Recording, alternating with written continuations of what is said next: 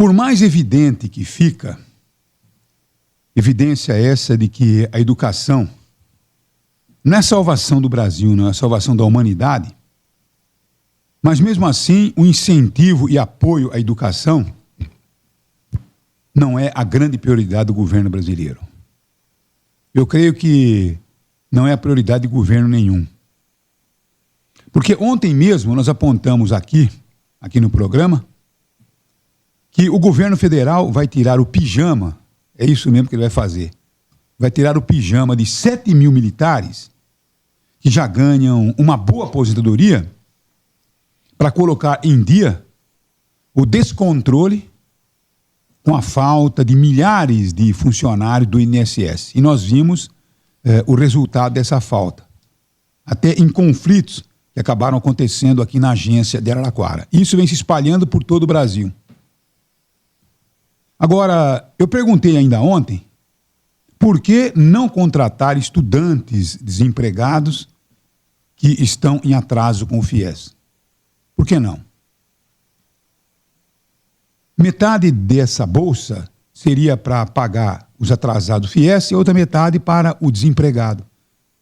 Ao invés de botar exatamente em ação aposentados que já vestiram o pijama há muito tempo. São 7 mil. Isso, então, mostra claramente que nós não temos, vamos assim dizer, a prioridade na educação. Porque se tivéssemos, isso teria acontecido. Eu vi recentemente, lá nos Estados Unidos, um bilionário, tirando uma fatia dos seus recursos, dos seus milhões. E o que ele fez? Tirou exatamente mais de 50 mil estudantes que estavam em atraso com suas bolsas de estudo. Então ele tirou do seu bolso e incentivou a educação, pagando exatamente os atrasos de estudantes carentes norte-americanos que não tinham como pagar as mensalidades. Então ele fez isso aí. Agora o governo, com dinheiro que não é dele, que é nosso, ele poderia muito bem, ao invés de contratar militares aposentados que já têm os seus salários, deveriam fazer um projeto, um programa, os homens do governo deveriam fazer um projeto para poder, logicamente, incentivar os alunos do FIES que estão em atraso com o FIES. Agora, nota-se mesmo que não é prioridade a educação, e isso acaba levando desespero pais que lutam para colocar os seus filhos em horários noturnos para que os jovens possam trabalhar durante o dia. Tenho aqui, ó, aqui na minha mão. Quer ver só? Olha a mocinha que nos procurou aqui, ó. Então ela está dizendo exatamente isso. Boa tarde, Madalena. Madalena, eu estou entrando em contato com você sobre uma amiga que o filho dela tem que estudar à noite, trabalha durante o dia, tem 16 anos, e o IEBA esse ano não abriu salas para o primeiro ano do ensino médio, e ela não tá, só tem o Leia, e o diretor de lá não quis dar a vaga para ela, então ela teve que matricular para segurar de manhã o filho no IEBA. Ele não tem como estudar de manhã porque ele trabalha o dia todo. Eu acho engraçado se os nossos filhos estão para a rua, estão falando que eles são marginais, né? São sempre marginalizados. Meu filho, já aconteceu experiência assim com meu filho, hoje ele trabalha o dia todo, ele está no 2º ano. Ano passado ele fez o primeiro no IEBA e esse ano disse que não tem vaga. Bom, então é mais ou menos isso aí que nós estamos, né, observando o que vem acontecendo com a educação no Brasil. Quer dizer, uma escola mais tão importante como a IEBA, a mais importante escola de Araraquara, quer dizer, mesmo tendo aí candidatos para cursar o primeiro ano noturno, simplesmente eles não abrem uma nova classe. Então, é isso que nós estamos vendo com a educação no Brasil. Estão estraçalhando a educação no Brasil. Aí depois fala que o país não dá certo. Não dá certo porque a educação, ela ainda não merece a prioridade que deveria merecer. Aliás, temos um governo que odeia a educação, né? Porque se não odiasse a educação, não estaria com esse energúmeno, essa burrice, exatamente como ministro da educação no Brasil. Um sujeito que não sabe nem o português, nem a língua dele. Então, quer dizer, nós estamos realmente vivendo uma situação de tragédia. Aliás, não vemos um aceno no fundo do túnel, uma luzinha no fundo do túnel para dizer, olha, realmente, nesse país, nós estamos mudando os conceitos e a educação passa a ser prioridade.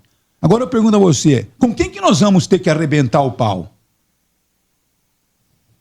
Será que nós vamos conseguir convencer o secretário estadual de educação a voltar atrás e abrir uma sala noturna no IEBA para poder atender a demanda? Então, Luiz Antônio, Chico, Ari, esta é a realidade que nós estamos vivendo nesse nosso Brasil de meu Deus. É só malandragem.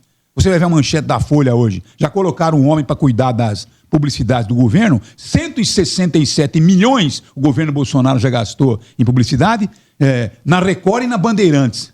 Quer dizer, duas emissoras que têm uma audiência fabulosa.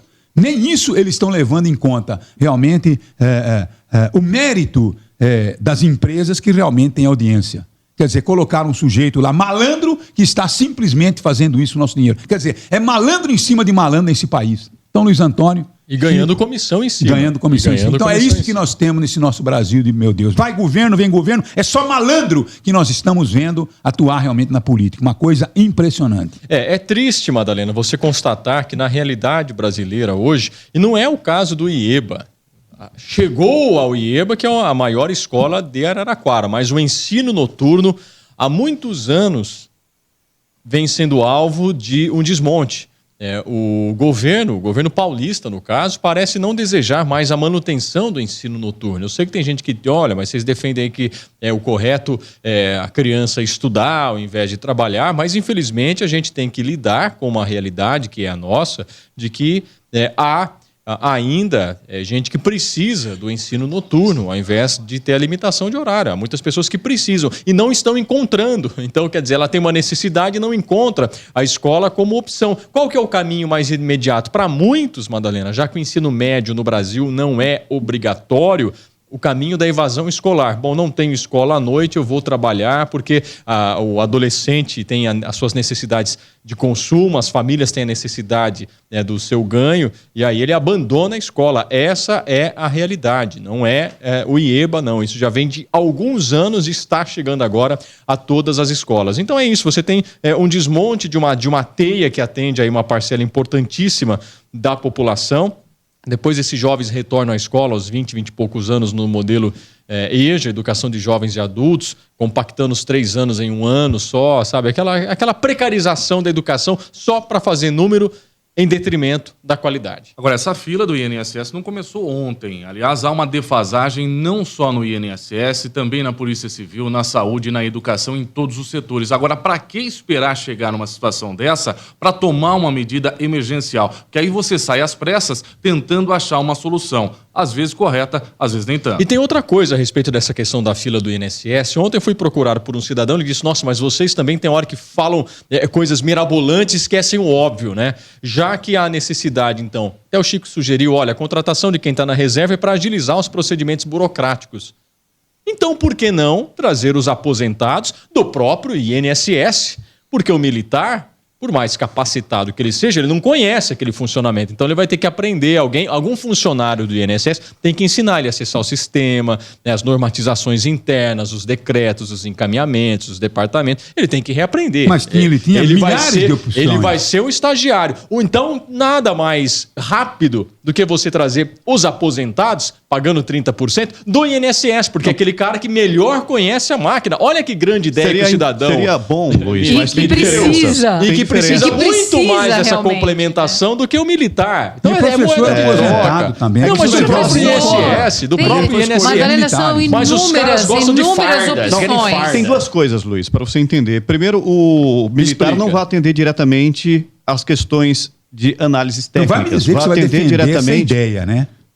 O militar ele vai atender diretamente a população e os técnicos que hoje estão atendendo a população vão para o setor interno fazer as análises dos pedidos. São diferentes. E outra coisa, o militar tem um sistema de contratação diferente do aposentado do INSS. Ele pertence à reserva da União. Ele não tem uma questão burocrática como chamar de volta. Você balela. Então tá bom, Luiz, é a mesma coisa. Se você conhece dessa forma a questão administrativa, você sabe que o funcionário do INSS, quando aposenta, ele não está na reserva, ele não é um militar. O militar é muito mais fácil para a União chamar. Isso são nomenclaturas. Então tá bom, Luiz, é nomenclatura. Você é conhecedor de tudo, agora, você é o dono da razão. Agora, não precisa me atacar, Chico. De uma questão exata, Luiz. O governo quer pagar a dívida que ele tem com os militares. Na hora que o governo governo quiser chamá-lo, ele chama. O Isso faz parte Estado da está contratação no dele. processo de militarização Só do que, Estado ô, brasileiro. Chico, Vocês não enxergam isso? Agora, Vocês não enxergam isso? Nós temos, Chico... O rapaz que te falou isso falou besteira, Numa porque o militar questão- não vai fazer análise técnica de pedido. Ô, Chico, do ele vai INSS. estar no INSS. Ele não faz análise Ele técnica, vai, então, por favor, ele vai fazer dispensa. atendimentos à população que hoje os técnicos fazem. Está Mas dispensado. Não, Então é está diferente, não dispensado. Então ele porque está dispensado. Ele vai ocupar uma vaga que está sendo ocupada hoje por um técnico. Ô, Chico, O mas técnico você vai ser acha que quem direcionado faz o para análise. atendimento ali na frente não tem que conhecer o que ele Agora, está fazendo? ô, Chico, uma não é só pessoa- atender bom dia, o que a senhora diz? Não é vender pãozinho no balcão da padaria. Chico, é fazer o procedimento, o encaminhamento dentro das normatizações do INSS. É que você não entendeu. Ontem eu falei aqui da questão Chico, de contratação não se preocupa se do eu entendi militar, ou e não, você não Chico. entendeu. Para com isso. Agora, viu, Chico, eu creio que um governante ele tem que ter a sensibilidade de ter um olhar bastante preocupante com as classes que estão mais necessitadas. Como eu disse a você, eu fui localizar os estudantes do FIES, tá certo? Que estão devendo para o governo, estão desempregados. Quer dizer, então, você tem que socorrer aqueles que são exatamente a prioridade das nossas necessidades. Porque o militar que ele vai colocar na função já está com sua aposentadoria. Não é o cara carente. Quer dizer, ele poderia, com a questão do INSS, resolver dois problemas. Você percebeu onde que eu quero chegar? É por isso que você pode ter razão, não é mais fácil, tal, mas vai ser um pouquinho mais difícil, mas ele vai resolver também um outro problema. Ele vai melhorar a situação dos estudantes que devem ao FIES. Mas ele não está preocupado com isso, porque tem razão o Luiz Antônio, ele quer pagar a dívida que ele tem com os militares. Então é isso que, infelizmente, nós não podemos continuar mais admitindo nos governos. Então é isso que eu estou dizendo a você. Nós não temos realmente vergonha na cara, nós não temos respeito com o brasileiro. Você entende? Então é isso que nós estamos vendo. Agora, é profundamente lamentável que, de repente, voltando ao assunto que realmente é o assunto que nós estamos observando aí, uma escola como o EBA, tá certo? Começa mais um ano, tem uma grande demanda e não tem exatamente abertura do curso noturno para abrigar esses jovens que estão trabalhando, que estão empregados. Quer dizer, o rapaz tem que sair do emprego para poder continuar o seu estudo. O Luiz Antônio falou, não, a questão do jovem deveria ter dedicação só ao estudo. Eu creio que, a partir já dos 16, 17 anos, o jovem ele pode estudar muito bem, à noite, noturno, e trabalhar durante o dia também. Também acho. Também acho. Eu fiz isso na minha vida e não. Se puder ser diferente, ok. Claro. Agora, a realidade das famílias brasileiras não é essa, então você não pode simplesmente negar a escola para quem vive a necessidade do trabalho. É simples assim. Bom, então é exatamente isso aí. Então quer dizer que nós percebemos que nós não temos respeito nenhum à educação. Fiz o entrelaçamento entre um caso e outro, porque, volto a repetir, ao invés de contratar militares aposentados, o governo, se tivesse uma visão pela educação, contrataria elementos que estão fazendo FIES e não estão conseguindo pagar o FIES porque estão desempregados.